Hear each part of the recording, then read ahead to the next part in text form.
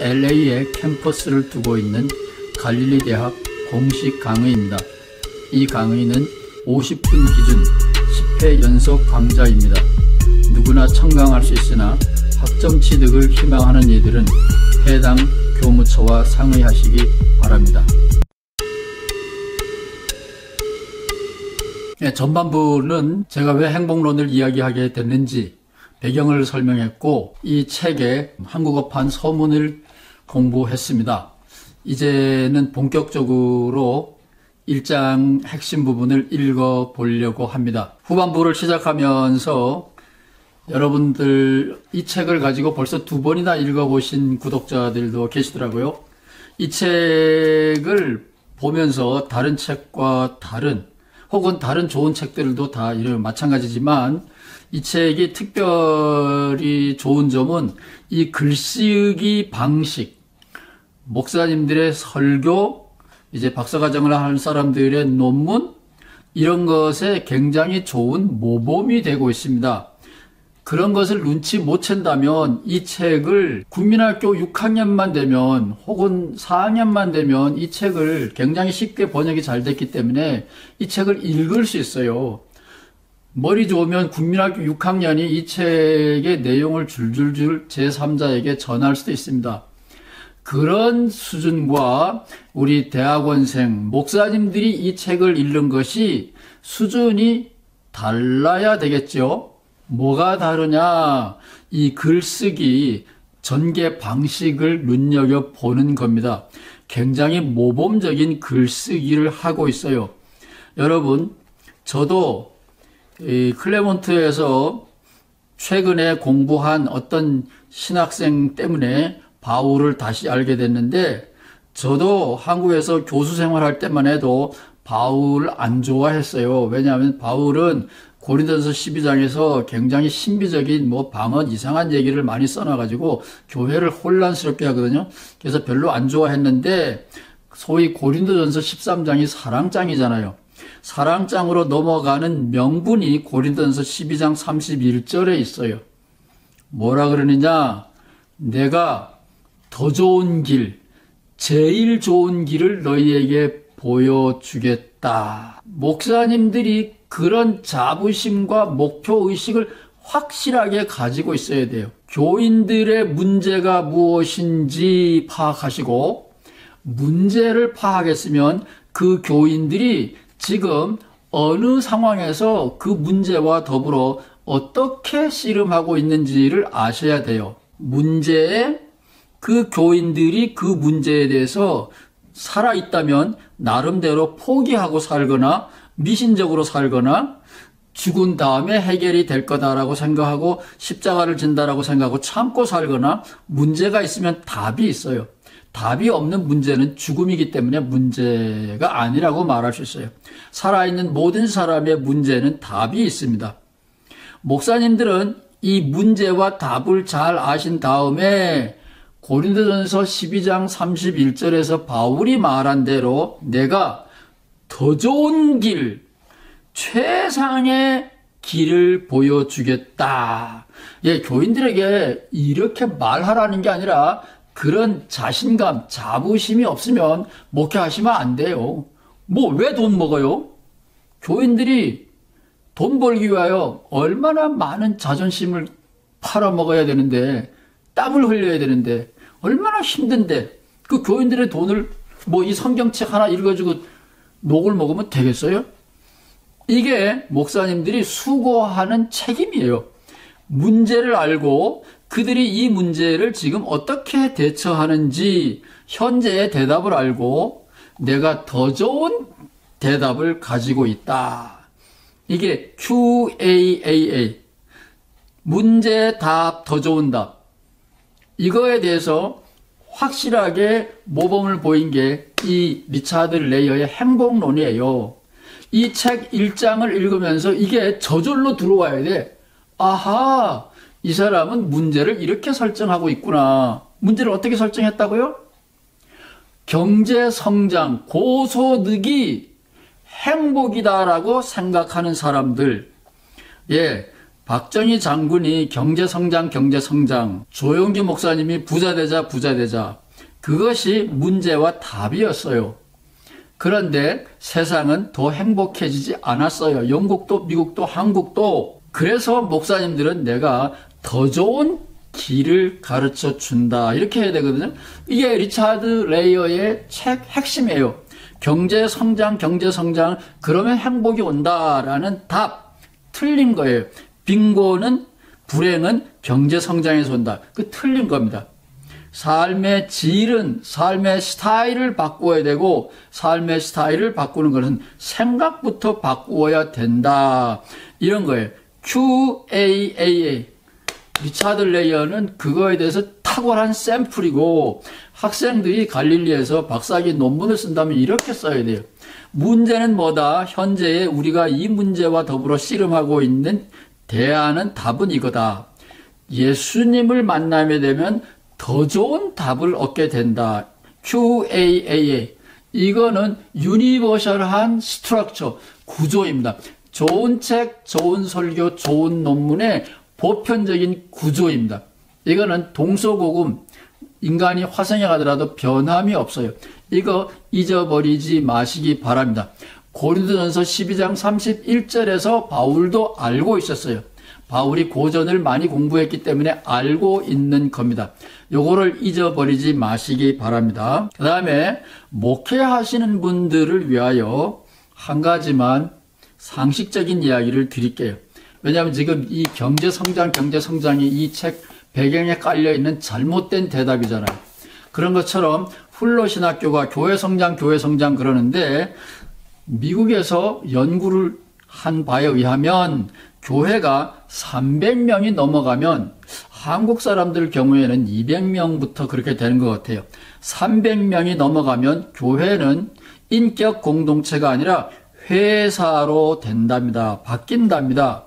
따라서 300명이 넘어가면 목사님은 개인적으로 무슨 짓을 하든지 스태프들, 관리만, 교회의 사무직 임원들만 잘 관리하면 목사가 무슨 짓을 뒤로 하든지 상관이 없어요. 교인들은 이미 저 멀리 있게 됩니다. 얼굴이 있는 모임, 교회는 아닙니다. 300명이 넘어선 교회의 목사님들, 제 강의를 들을 일은 없지만 우리는 그런 교회에 나가시면 안 돼요. 그런 교회에 나가게 되면 그날의 점심값 이상 헌금하지 마세요. 얼굴이 있는 모임이 인이 아닙니다.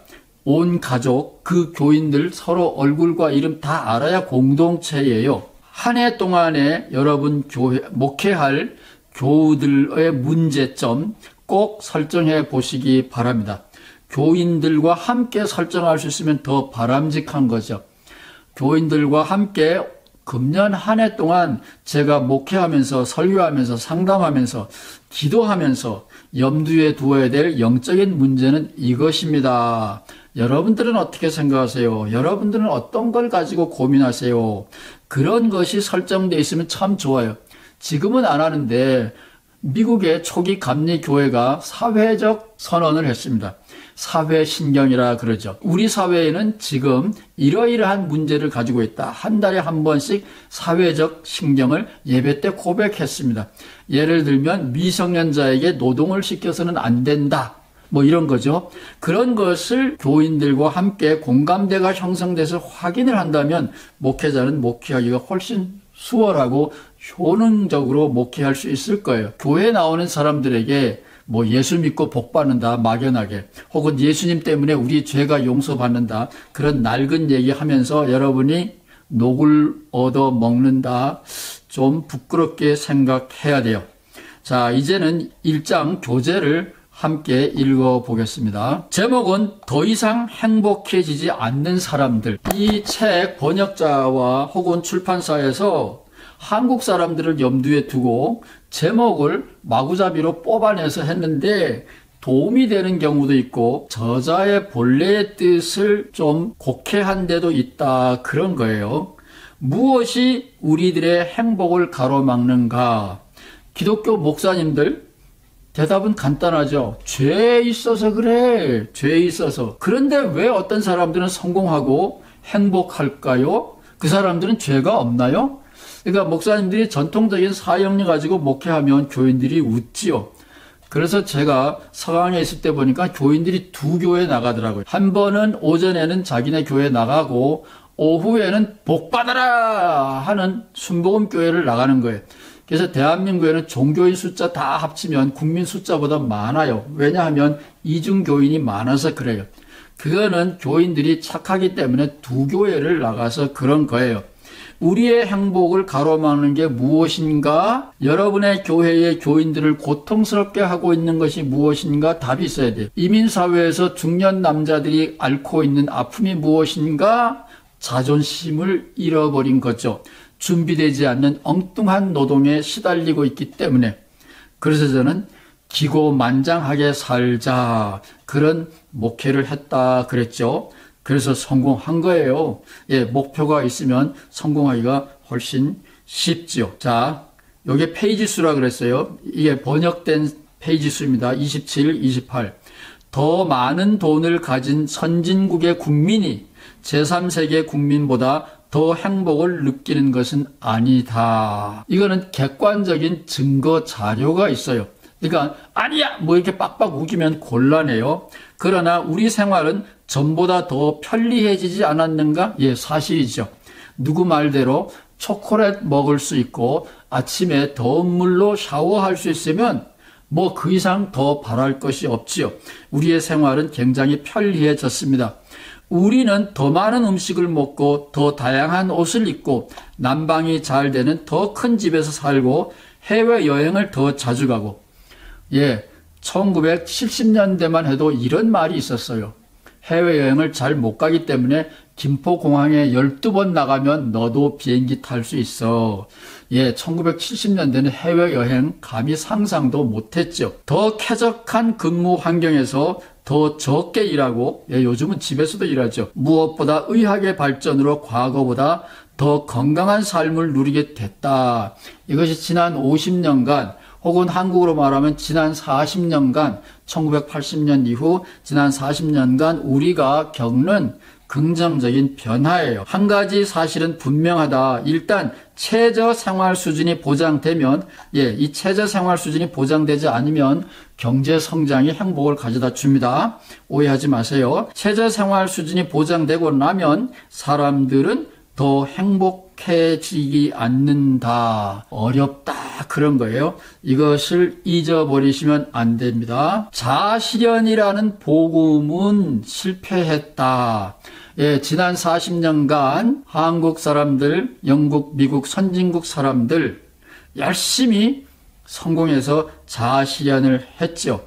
미국의 독립선언문에도 모든 사람은 저마다 행복을 누릴 권리를 가지고 태어났다. 좋은 사회는 모든 사람이 행복을 누리는 거다.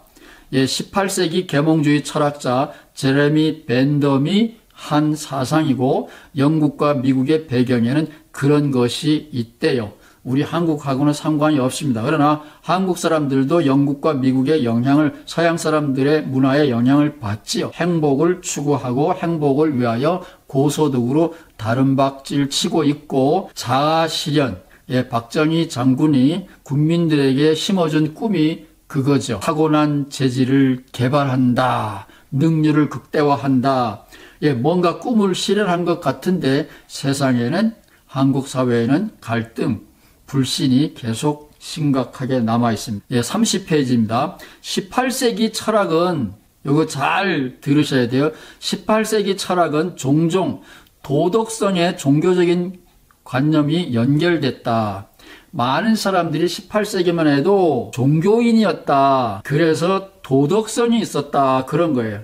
경제적으로는 궁핍했는데 신앙이 있었고 도덕성이 있었다. 그런 거예요. 20세기에 들어오면서 종교적인 믿음은 빛을 잃어갔고 결국 사회주의에 대한 세속적인 믿음 또한 빛을 잃어갔다. 20세기 후반부가 오면서 소련이 무너지면서 사회주의 이념이 죽어버렸죠. 그래서 결과적으로 보편적인 윤리관도 남아있지 않게 되었다. 제가 1970년대 미국에서 2개의 신학교를 다녔는데 저는 부전공이 윤리예요. 윤리 시간에 늘 다루는 질문이 사회주의 문제입니다. 즉 자본주의, 개인주의, 이 재산이, 돈이, 땅이 내 거다, 내 개인의 소유다, 개인의 사유재산, 이거를 기독교인이 정당화할 수 있는가 하는 질문을 클래스마다 심각하게 다뤘고 대답은 없다 이겁니다. 하나님이 주신 것을 내 마음대로 관리하고 처분한다. 이거는 안 된다라는 거예요.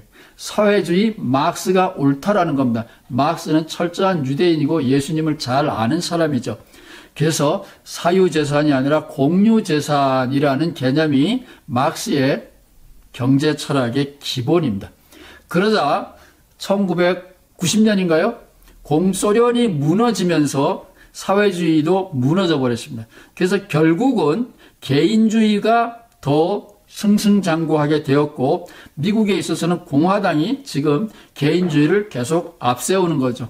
민주당은 사회주의 이념은 아니지만 평등을 앞세워서 복지사회로 가려고 그러고 공화당은 개인주의를 극대화시키려고 애를 쓰는 거죠. 옛날에는 공산주의가 있었기 때문에 소련의 위협이 있었기 때문에 개인주의가 견제를 받았어요.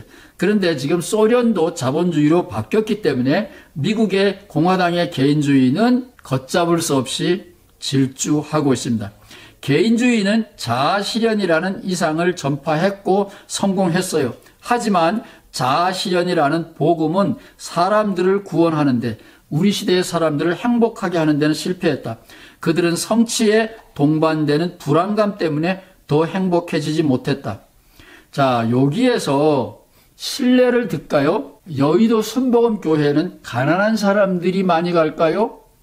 부자들이 많이 갈까요? 한국에서는 다른 나라하고 상황이 다릅니다. 가난한 사람도 많이 가는데 군 장성들, 대학 교수들, 부자들이 순복음교회에 굉장히 많이 갑니다. 가난한 사람들은 부자가 되기 위해서 가지만 성공한 사람들은 내면적으로 불안한 거예요.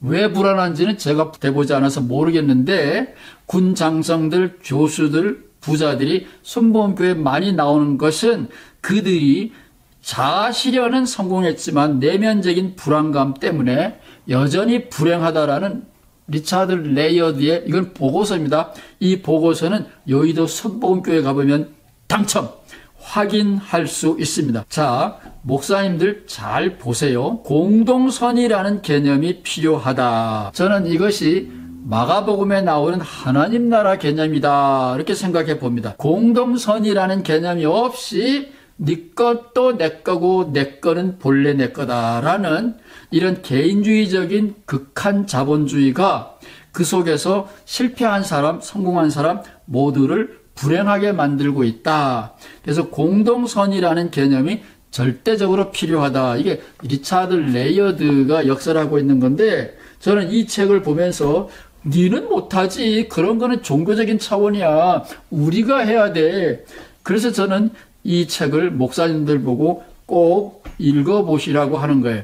특별히 여기에 이런 거 있잖아요. 19세기 철학은 종종 도덕성의 종교적인 개념, 도덕성이 종교적인 개념과 연결되었다.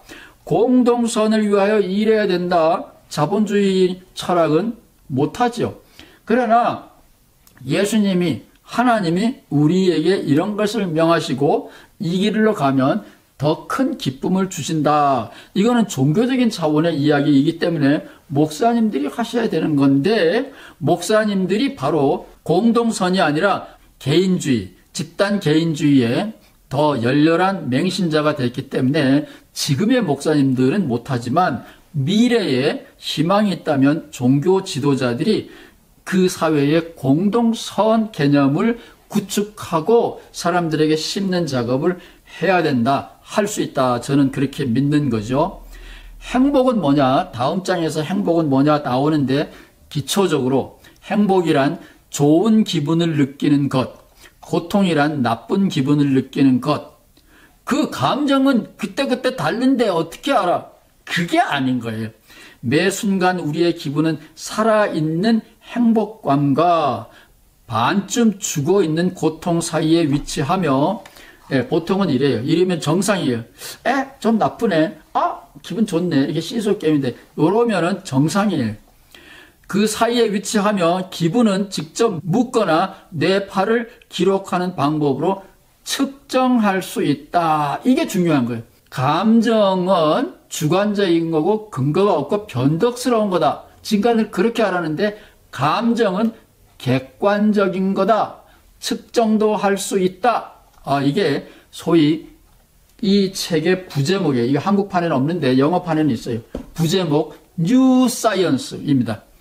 감정은 측정이 된다. 이게 감정이 객관적인 측면이 굉장히 많다. 이게 뇌파를 촬영해 보면 나오는 거예요. 그래서 개인의 삶의 질을 파악할 수 있다 이겁니다. 모든 사람의 삶은 복잡하고 다양한 면으로 구성되어 있고 그 중에서도 정말 중요한 요인들을 분리해내는 것이 중요하다. 무엇이 중요하고 무엇이 덜 중요한지는 목사님들이 가치관을 설정해 주면 되는 거죠. 참을 수 없는 인간의 세 가지 본성. 이거는 넘어가죠. 이제 마지막으로 인간은 널리 자연을 정복했으나 아직 자신을 정복하지는 못했다. 이거는 죽을 때까지 못하는 거죠. 절대 빈곤이 사라졌어도 서구 사회는 더 행복하지 않았다. 이러한 경향을 바꾸는 일은 새로운 도전이자 행복의 새 지평을 여는 과제가 될 것이다. 그리고 이것은 그동안 해왔던 부의 창출보다 훨씬 더 어려운 일일 수도 있다. 하지만 다행히 행복해질 수 있는 많은 방법을 찾아낼 수 있다. 여기는 종교계, 목사님들이 할 일이 굉장히 많이 있다고 저는 확신합니다. 오늘은 여기까지였습니다. 감사합니다.